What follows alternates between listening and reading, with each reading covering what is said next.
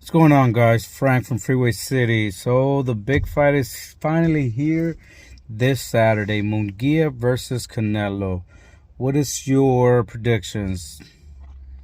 Tell you guys tell you guys why I like this fight. I like this fight because a lot of people that are not boxing fans or don't really know boxing don't know who Munguia is. I was talking to a few guys today, and they were telling me how they were going to host a fight. They're going to have a little barbecue, the whole a la Chavez style. And when I asked them who's going to win or who do they think that's going to win, they told me Canelo. And they asked me, and I said, well, I think Canelo, but Munguia, it's a good fighter, and their response was, we never seen him fight. We never seen who he is. We don't even know who he is. So Munguia's not a big name, obviously, but people are upset that David and Canelo are not fighting. But let me tell you guys something. This fight is very interesting. It's very interesting because for all you guys that know boxing, that been around, that pay attention to boxing, and I hate that word, casual fans, but for you guys that really do follow boxing, you guys would understand that Munguia is a prospect that's been on that label for many years. After he beat Smith for a title, he kind of took a huge step back, which I figured, getting a title, you will be going on and moving forward, and he did. And so he has been taking a lot of fights that might not be productive, I guess, if you want to say, to move on your career. But he has been fighting a lot of fighters that either Triple G or Canelo or other big name fighters have fought, and it's hard to compare somebody like Sullivan or somebody like Gabe Rosado, because at the end of the day, he's catching them after they have been defeated, after they have put Triple G put a beating on a few fighters. But at the end of the day, Rosado, it's a warrior, and that fight with Rosado was I was there for that one at the Honda Center in Anaheim. It was a very competitive fight, even though I think Munguia was really getting the best shots of it.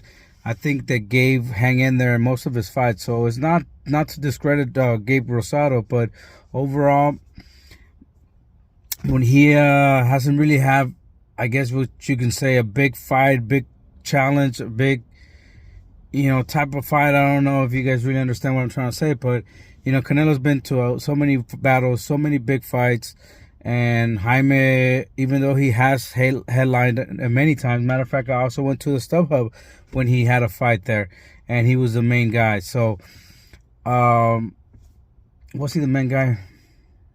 Maybe not. Maybe. Anyways, that doesn't matter either way. So, anyways, getting back to the fight itself, I think that this fight is very interesting because Jaime is a puncher. Jaime throws a lot of punches, but at the same token, this style is kind of tailor made for Canelo.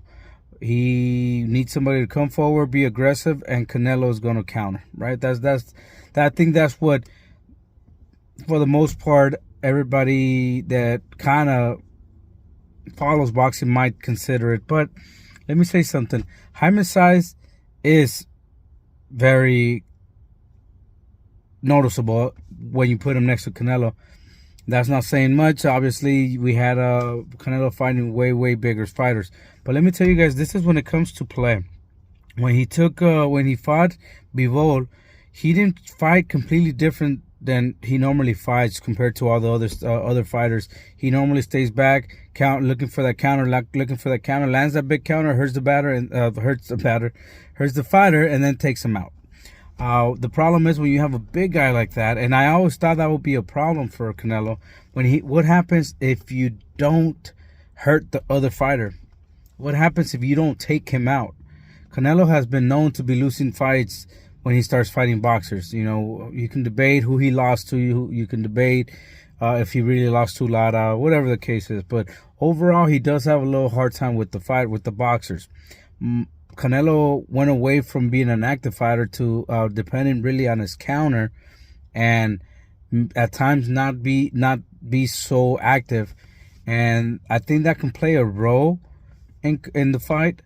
If Munguia, that were known to be able to take a punch, because we've seen him take a punch, and he takes a lot of punches. So that all obviously hurts Jaime. But overall, I feel that Canelo will be able to counter him, land some punches, and maybe not hurt him to the point where he knocks him out. But I think that's going to be kind of a little bit it's kind of like the Charlo fight, where Charlo was afraid to engage and to throw those punches because he knew a big counter was going to come through. Can I see Jaime winning? I think if Jaime's active, I think if he throws punches, if he's aggressive, if he continues to do that, and if he can take Canelo's punch, I think Jaime does have a chance of winning. So as much as people might think that it's not close, I think that it could be close if those two things come into play, which is the age. Canelo is the old 33-year-old, and obviously Munguia, being 27 years old, is younger and hasn't been through a lot of those fights that Canelo has. So can he take his punch? And the age can be the difference. But at the end of the day, I feel Canelo's going to do his thing. He's going to counter, he's going to land, and he's going to keep him out for them. Does he knock him out? I don't think he will, but I think he will punish him. I think he will land a lot of punches. Freddie Roach is he teaches aggression, so that kind of, I feel that kind of works for Canelo advantage. But let me know what you guys think. I think that this fight is going to be definitely a good fight to watch. It's definitely going to be something to enjoy with the family. Those guys that I was speaking to, not really into boxing. Obviously, if you don't know who Jaime Munguia is, you might not be into boxing as much, but enjoy it. Have a good time with the family. Have a few drinks. Be safe. And again, that's just my humble opinion, guys. Take care.